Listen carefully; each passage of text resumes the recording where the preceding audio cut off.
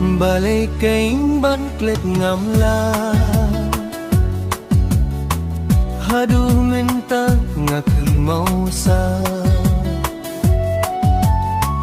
Hangapi day kabanin kong Bayru hapi donut damong Kasin kabanin kong Kung ulap raw nga timang Nga duyapi umat kija Kung hajing dum nga jalinti Ngamtit balay mitlabat sngi Ngayay kinmaw yapi Umjing pos niyo basipor Kiwan banyay linti Ngaru kumjuk nga kinmaw Indray pimlabani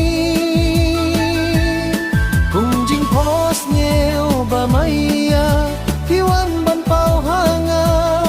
Indray ngamti patbalay Himlaban tiyang yanga Bandon rin katbad nga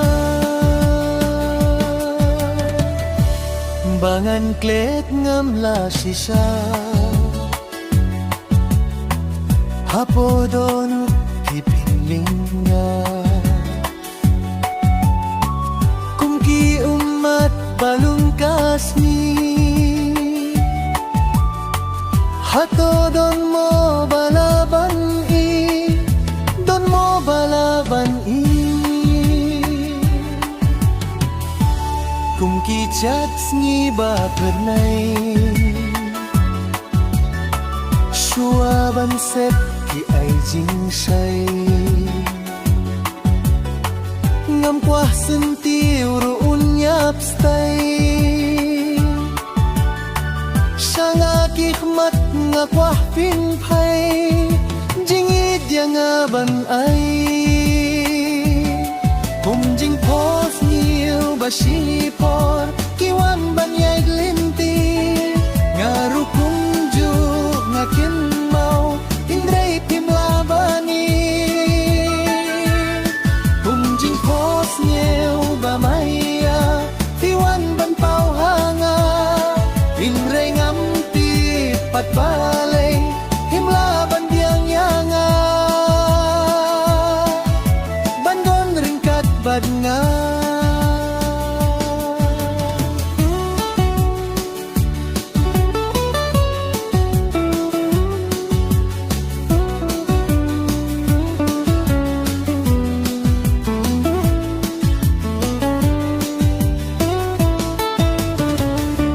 Balay kaing ban klet ngamla Hadu minta nga kinmaw sa Hangapi day kabanin kong Dayru hapi donut kamong Kasin kabanin kong Kung ulap raw nga kinmaw Nga duyapi umat kija